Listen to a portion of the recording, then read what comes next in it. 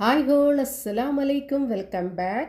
ഇത് ഞാൻ വളരെ ഈസി ആയിട്ടുള്ള സ്പെഷ്യൽ ആയിട്ടുള്ള നിങ്ങൾ ഇതുവരെയും ട്രൈ ചെയ്ത് നോക്കിയിട്ടുള്ള അടിപൊളിയായിട്ടൊരു ബീഫ് ഫ്രൈയുടെ റെസിപ്പിയുമായിട്ടാണ് വന്നിട്ടുള്ളത്. അപ്പോൾ ഈ ഒരു വീഡിയോ നിങ്ങൾ കണ്ടുകൊണ്ടിരിക്കുന്ന സമയത്ത് ഒന്ന് ലൈക്ക് ചെയ്യാനും കൂടെ തന്നെ സബ്സ്ക്രൈബ് ചെയ്യാത്ത കാണുന്നതാണെങ്കിൽ പ്ലീസ് ഒന്ന് സബ്സ്ക്രൈബ് ചെയ്ത് തന്നെ ഒന്ന് സപ്പോർട്ട് ചെയ്യാനും ഹോൾ എന്ന ഓപ്ഷൻ എനേബിൾ ചെയ്യാനും മറക്കല്ലേ. ഇനി ഒരു റെസിപ്പിയിലേക്ക് കിടക്കാം.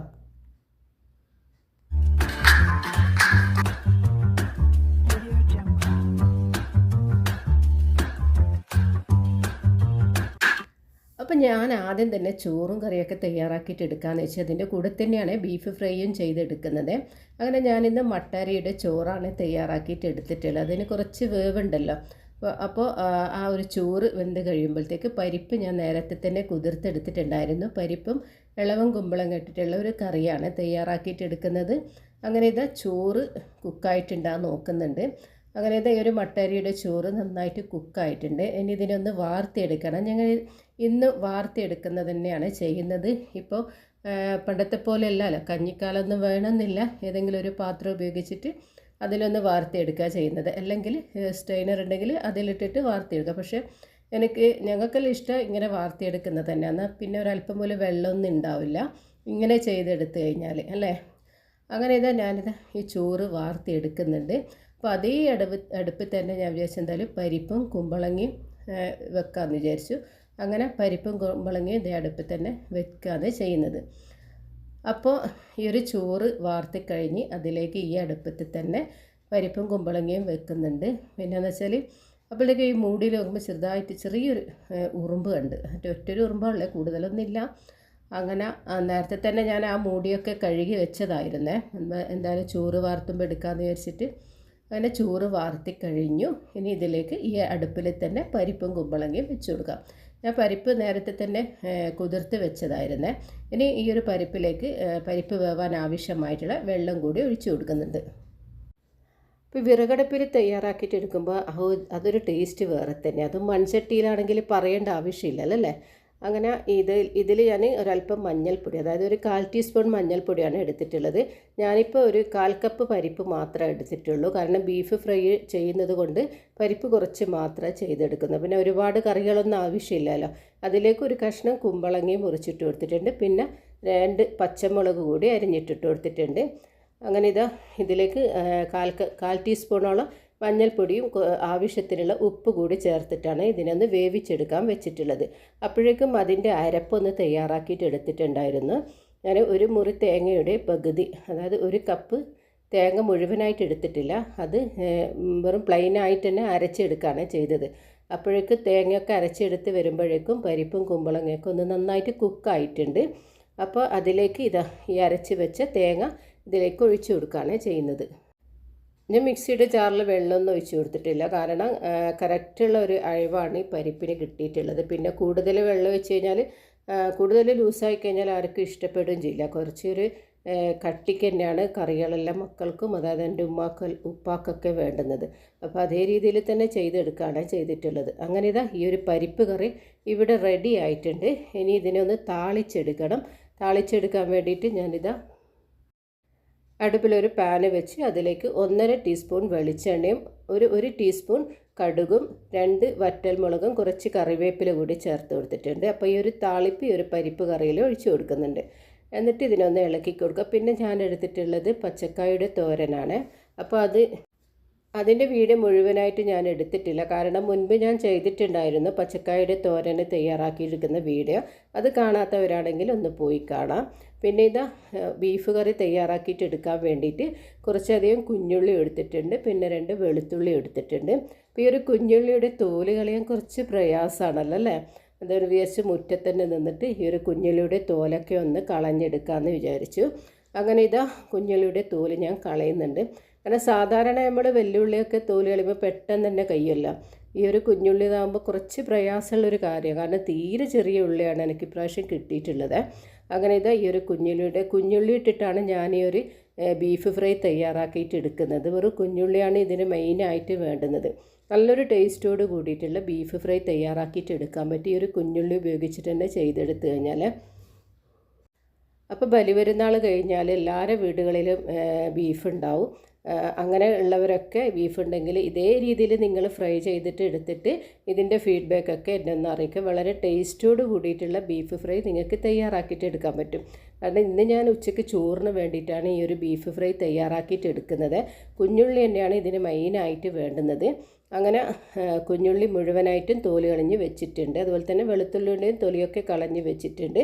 പിന്നെ ഇത് ബീഫ് ഞാൻ കട്ട് ചെയ്തിട്ട് എടുക്കുകയാണ്. ബീഫ് ഞാൻ പുറത്തുനിന്ന് തന്നെയാണ് കട്ട് ചെയ്തിട്ട് എടുക്കുന്നത്. കാരണം അടുക്കളയിൽ നിന്ന് കട്ട് ചെയ്ത് കഴിഞ്ഞാൽ ഇപ്പം എല്ലാവരും വീടുകളിൽ ഉണ്ടാകുന്നില്ല ഒരു ഈച്ച. അപ്പോൾ അത് കൂടുതലായിട്ടാണ് ഉണ്ടാവാൻ. ആ ഒരു ചെറിയൊരു പ്രാണിയുണ്ട്, അതുപോലെ തന്നെ ഈച്ചയുണ്ട്.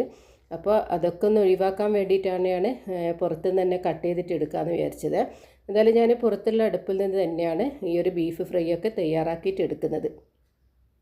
ബീഫ് കട്ട് ചെയ്തുകൊണ്ടിരിക്കുമ്പോഴത്തേക്ക് കത്തിയുടെ മൂർച്ചം പോയി. കാരണം ഉപ്പാവുണ്ടെങ്കിൽ ഉപ്പ കത്തിയുടെ മൂർച്ചയൊക്കെ ഒന്ന് ആക്കി തരണം. ഉപ്പടുത്ത് അതിൻ്റെ ആ മെഷീനും കാര്യങ്ങളൊക്കെ ഉണ്ട് കത്തി മൂർച്ചയാക്കുന്നത്. അപ്പോൾ ഉപ്പാവ് ഇവിടെ ഇല്ല, ഉപ്പാവ് ഇവിടെ പുറത്ത് പോയിട്ടുണ്ടായിരുന്നു. അങ്ങനെ ഞാൻ കുറേ പാടുപെട്ടി ഒരു ബീഫ് കട്ട് ചെയ്യാൻ വേണ്ടി. പക്ഷേ നല്ല ബീഫ് തന്നെയാണ് കിട്ടിയിട്ടുള്ളത്. കാരണം ഈ ഒരു ബലിപെരുന്നാൾ കഴിഞ്ഞാൽ മിക്ക വീടുകളിലല്ല എല്ലാവരും വീടുകളിലും ഉണ്ടാവും ഈ ഒരു ബീഫൊക്കെ അല്ലേ. കുറച്ച് ദിവസം വരെ ഞങ്ങളെ വീട്ടിലൊക്കെ ബീഫ് തന്നെ ഉണ്ടാവും. അങ്ങനെ ഉണ്ടെങ്കിൽ ഇതുപോലെ തന്നെ ചെയ്തെടുക്കാം. നല്ല ടേസ്റ്റോട് കൂടിയിട്ടുള്ള ബീഫ് ഫ്രൈ തയ്യാറാക്കിയിട്ടെടുക്കാം. എപ്പോഴും ഒരേ രീതിയിൽ തന്നെ ചെയ്തെടുക്കുന്നില്ല, ഇനിയും പല രീതിയിലും ഡിഫറെൻ്റ് ആയിട്ടുള്ള പല രീതികളിലും വെറൈറ്റി ആയിട്ട് തന്നെ ചെയ്തെടുക്കാം. അങ്ങനെ ഞാനിതാ ഈ ഒരു ബീഫ് മുഴുവനായിട്ടും കട്ട് ചെയ്തിട്ടുണ്ട്. നല്ല ബീഫിന് ഈ ഒരു ബീഫ് ഫ്രൈ ചെയ്യാൻ വേണ്ടിയിട്ട് നല്ല ബീഫിൻ്റെ ഉണ്ടാണെങ്കിൽ നല്ല ടേസ്റ്റോട് കൂടിയിട്ടുള്ള ബീഫ് ഫ്രൈ തയ്യാറാക്കിയിട്ടെടുക്കാം. അപ്പോൾ ബീഫ് കട്ട് ചെയ്യുന്നത് കണ്ടിട്ട് കാക്കകൾ പല ഭാഗത്തുനിന്നും വന്നിട്ടുണ്ട്. പിന്നെ അതുപോലെ തന്നെ പൂച്ചയും വന്നിട്ടുണ്ട്. എവിടുന്നാണ് വന്നതെന്ന് അറിയില്ല. കാക്കകൾക്ക് പിന്നെ എന്തെങ്കിലും കാണല്ലേ ഉണ്ട് അല്ലേ, അപ്പോഴേക്കും എല്ലാവരും എത്തുമല്ലോ. അങ്ങനെ ഇതാ നല്ല ബീഫ് കട്ട് ചെയ്തിട്ട് എടുത്തിട്ട്, എന്നാലും ഞാൻ കുറേ പാടുപെട്ട്. കാരണം കട്ട് ചെയ്തിട്ട് എടുക്കാൻ കത്രിക ഉണ്ടായിരുന്നു, പക്ഷേ അതിന് മൂർച്ച കുറച്ച് കുറവാണ്. എന്നാലും ഈസി ആയിട്ട് ഞങ്ങൾക്ക് ഇതേ രീതിയിൽ തന്നെയാണ് ചെയ്തെടുക്കാൻ പറ്റുന്നത്. കട്ടിംഗ് ബോർഡിൽ വെച്ച് കഴിഞ്ഞാൽ വേഗം തന്നെ കട്ട് ചെയ്തിട്ട് എടുക്കാനും പറ്റും. അങ്ങനെ ഇതാ ബീഫ് മുഴുവനായിട്ടും ഞാനിതാ കട്ട് ചെയ്തിട്ട് എടുത്തിട്ടുണ്ട്. ഇപ്പോൾ ഇതൊരു 2 കിലോനോളം ബീഫാണ് ഞാൻ എടുത്തിട്ടുള്ളത്. ഉച്ചയ്ക്ക് വെച്ച് കഴിഞ്ഞാൽ രാത്രിയൊക്കെ വേണമെങ്കിൽ എടുക്കാമല്ലോ. അപ്പോൾ ആ ഒരു ട്രിപ്പിന് തന്നെ അതങ്ങ് ആയിക്കിട്ടില്ല. പിന്നെ രാത്രി കറികളതൊന്നും ചിന്തിക്കേണ്ട ആവശ്യമില്ലല്ലോ, എന്തെങ്കിലും ഭക്ഷണമാക്കല്ലേ ചെയ്യണ്ടോ. അപ്പോൾ അതിനു കൂടി വേണ്ടിയിട്ടാണ് ഞാൻ കുറച്ചധികം തന്നെ ബീഫ് എടുത്തിട്ടുള്ളത്. പിന്നെ രാത്രിയൊക്കെ കൂടി ആക്കിയാൽ പിന്നെ അതിനെപ്പറ്റി ചിന്തിക്കേണ്ട ആവശ്യമില്ലല്ലോ, എന്തെങ്കിലും ഒരു ഭക്ഷണം മതിയല്ലോ. പിന്നെ മക്കൾക്കൊക്കെ കറിനാക്കാട്ടും കൂടുതൽ ഇഷ്ടം ഫ്രൈ ഒക്കെ ചെയ്തിട്ടെടുത്ത് കഴിഞ്ഞാൽ, അതുപോലെ ചിക്കനായാലും ബീഫായാലും ഫ്രൈ ആക്കിയാൽ കുട്ടികൾക്ക് നല്ല ഇഷ്ടമാണ്. അപ്പോൾ അതൊക്കെ വിചാരിച്ചിട്ടാണ് ബീഫ് ഫ്രൈ ആക്കിയിട്ട് എടുത്തിട്ടുള്ളത്. പിന്നെ ഇതാ ഞാനൊരു മൺചട്ടി എടുത്തിട്ടുണ്ട്. അതിലേക്ക് കഴുകി വെച്ച ബീഫ് ആദ്യം തന്നെ ഇതിലേക്ക് ഇട്ട് കൊടുക്കുകയാണ് ചെയ്യുന്നത്. മൺചട്ടിയിൽ തയ്യാറാക്കിയിട്ട് ബീഫ് തയ്യാറാക്കിയിട്ട് എടുത്തു കഴിഞ്ഞാൽ വേറെ തന്നെ ഒരു ടേസ്റ്റാണ്. പിന്നെന്താ വെച്ചാൽ കുക്കറിൽ ഇട്ട് വേവിക്കുന്നതിലും നല്ല ഈ ഒരു മൺചട്ടിയിൽ വിറകടുപ്പിൽ തന്നെ കുക്ക് ചെയ്തിട്ട് എടുക്കുന്നത് നല്ലത്. ഒരു 1.5 മണിക്കൂർ കൊണ്ട് തന്നെ കത്തിച്ച് കഴിഞ്ഞ് കഴിഞ്ഞാൽ പെട്ടെന്ന് തന്നെ തയ്യാറാക്കി എടുക്കാൻ പറ്റും. അപ്പോൾ നേരത്തെ തന്നെ തൊലി കളഞ്ഞ കുഞ്ഞുള്ളിയും വെളുത്തുള്ളിയും പിന്നെ ഇതിലേക്ക് ഒരു തക്കാളിയും പിന്നെ ഒരു 2 പച്ചമുളകും മാത്രമാണ് ഇതിലേക്ക് ചേർത്ത് കൊടുത്തുള്ളൂ. ഒരുപാട് മസാലകൾ ചേർത്ത് കൊടുക്കണ്ടേ. പിന്നെ കുഞ്ഞുള്ളിയാണ് മസ്റ്റായിട്ട് വേണ്ടുന്നത്. പിന്നെ ഇതിലേക്ക് ആവശ്യത്തിനുള്ള ഉപ്പ് കൂടി ചേർത്ത് കൊടുത്തിട്ടുണ്ട്. ഇനി വേണ്ടുന്നതെന്ന് വെച്ചാൽ മഞ്ഞൾപ്പൊടി. ഞാനിപ്പോൾ ഇതിലേക്ക് ഒരു 1/2 ടീസ്പൂണോളം മഞ്ഞൾപ്പൊടിയാണ് ചേർത്ത് കൊടുക്കുന്നത്. കുക്കറിലിട്ടിട്ട് പെട്ടെന്ന് തന്നെ വേവിച്ചെടുത്തിട്ടുള്ള ആ ഒരു ടേസ്റ്റും പിന്നെ എന്താ വെച്ചാൽ വിറകടുപ്പിൽ കത്തിച്ചിട്ട് മൺചട്ടിയിൽ തയ്യാറാക്കിയിട്ട് എടുക്കുന്ന ആ ഒരു ടേസ്റ്റുമായിട്ട് ഒരുപാട് ഡിഫറൻ്റ് ഇല്ല. അപ്പോൾ ഇതിൽ തന്നെ ചെയ്തെടുക്കാൻ നോക്കണേ. ഇനി ഞാനിതിലേക്ക് 2 ടേബിൾ സ്പൂൺ മല്ലിപ്പൊടി കൂടി ചേർത്ത് കൊടുക്കുന്നുണ്ട്. അതേ സെയിമിൽ തന്നെ 2 ടേബിൾ സ്പൂൺ മുളക് പൊടി കൂടി ചേർത്ത് കൊടുക്കുന്നുണ്ട്. ഞാനിപ്പോൾ എരിവുള്ള മുളകാണ് എടുത്തിട്ടുള്ളത്. കാശ്മീരി മുളകാണെങ്കിൽ ഒരു 3 ടേബിൾ സ്പൂണോളം എടുക്കാം. കാരണം ഇതിൽ കുറച്ച് കക്ക വേണമെന്നുണ്ടെങ്കിൽ കുറച്ചുകൂടി മസാലപ്പൊടികളൊക്കെ ആഡ് ചെയ്ത് കൊടുത്താലും മതി. ഞാൻ പിന്നെ ഇതിലേക്ക് ഒരു 2 ടീസ്പൂണോളം ഉലുവ ചേർത്ത് കൊടുക്കുന്നുണ്ട്.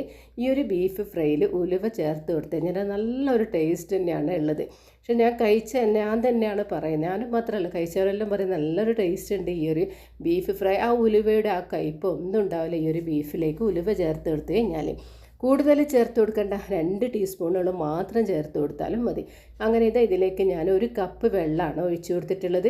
കാരണം ഫ്രിഡ്ജിൽ വെച്ച് ഇറച്ചി ആയതുകൊണ്ട് വെള്ളം എന്തായാലും ഇറങ്ങി വരും ബീഫ് അടുപ്പിൽ വെച്ച് കഴിഞ്ഞാൽ. അതുകൊണ്ട് ഞാനിപ്പോൾ 1 കപ്പ് മാത്രം വെള്ളമാണ് ഇതിലേക്ക് ഒഴിച്ചു കൊടുത്തിട്ടുള്ളത്. ഇനി ഇതിനൊന്ന് അടുപ്പിൽ വെച്ച് വേവിച്ചെടുക്കാം. കുക്കറിലിട്ടിട്ട് പെട്ടെന്ന് വേവുന്നതിൽ നല്ല വിറകടുപ്പ് കത്തിച്ചിട്ട് മൺചട്ടിയിൽ തയ്യാറാക്കിയിട്ട് എടുക്കുന്നത്.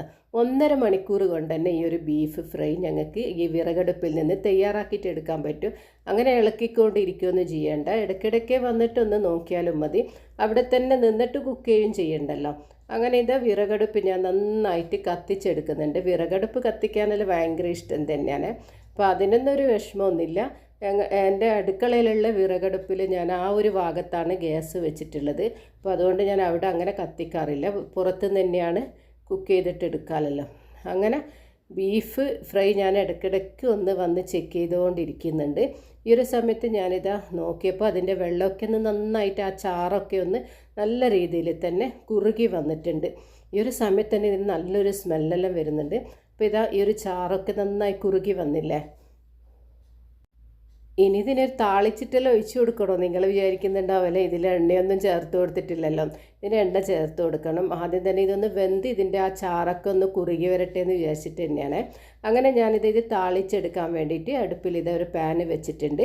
അതിലേക്ക് 2.5 ടേബിൾ സ്പൂണോളം വെളിച്ചെണ്ണയാണ് ഒഴിച്ചു കൊടുത്തിട്ടുള്ളത്. ഇനി ഇതിലേക്ക് ഞാനൊരു 3 കുഞ്ഞുള്ളി ചെറുതായിട്ട് അരിഞ്ഞിട്ടുണ്ടായിരുന്നു, അത് ഇതിലേക്ക് ചേർത്ത് അതൊക്കെ മൂത്ത് വന്നിട്ടുണ്ട്. അങ്ങനെ ഇതിലേക്ക് ഒഴിച്ചു കൊടുക്കുകയാണ് ചെയ്യുന്നത്. അങ്ങനെ നിങ്ങൾക്ക് ഇത് പിന്നെ ഇതിൽ നിന്ന് ഒഴിവാക്കിയിട്ട് ആ ഒരു താളിച്ചെടുത്ത എണ്ണയില്ലേ അതിലേക്ക് ഇട്ട് കൊടുക്കുകയും ചെയ്യുക, അല്ലെങ്കിൽ അത് ഇതിലേക്ക് ഒഴിച്ച് കൊടുക്കുകയും ചെയ്യും. ഞാനിപ്പോൾ ഇതിലേക്ക് ഒഴിച്ച് കൊടുക്കുകയാണ് ചെയ്യുന്നത്. ഇതിലേക്ക് ഞാൻ ഉള്ളി ഇട്ടിട്ടില്ല, അതായത് വലിയ ഉള്ളി ഇട്ടിട്ടില്ല. അതുപോലെ തന്നെ ഇഞ്ചിയില്ലേ അതും ഒഴിവാക്കിയിട്ടുണ്ട്. മസാലകൾ വളരെ കുറച്ച് മാത്രമേ എടുത്തിട്ടുള്ളൂ. ഇതിന് മെയിനായിട്ട് ഇട്ടിട്ടുള്ളത് കുഞ്ഞുള്ളി തന്നെയാണ്. അങ്ങനെ ഇതാ നല്ലൊരു അടിപൊളിയായിട്ടുള്ള നല്ല ടേസ്റ്റോട് കൂടിയിട്ടുള്ള ബീഫ് ഫ്രൈ ഇവിടെ റെഡി ആയിട്ടുണ്ട്. അത് ഈ ഒരു മൺചട്ടിയിൽ തയ്യാറാക്കിയിട്ട് എടുത്തത് കൊണ്ട് തന്നെ വളരെ ടേസ്റ്റാണ്. ഇപ്പം തന്നെ നല്ലൊരു സ്മെല്ലൊക്കെ വരുന്നുണ്ട്. ഉലുവ കൂടി ചേർത്ത് എടുത്തത് കൊണ്ട് നിങ്ങൾ വിചാരിക്കുന്നുണ്ട് കൈപ്പടിക്കും, ഒരു ലെവലേഷൻ പോലെ ഇതിന് കൈപ്പടിക്കില്ല. വളരെ ടേസ്റ്റോട് കൂടിയിട്ടുള്ള നല്ലൊരു കക്കത്തോട് കൂടിയിട്ടുള്ള ബീഫ് ഫ്രൈ ഇവിടെ റെഡി ആയിട്ടുണ്ട്. അപ്പോൾ കാണുമ്പം തന്നെ നല്ലൊരു എന്താ പറയുക ടേസ്റ്റ് തന്നെ ഉണ്ടാവുമെന്ന് വിചാരിക്കുന്നില്ലേ.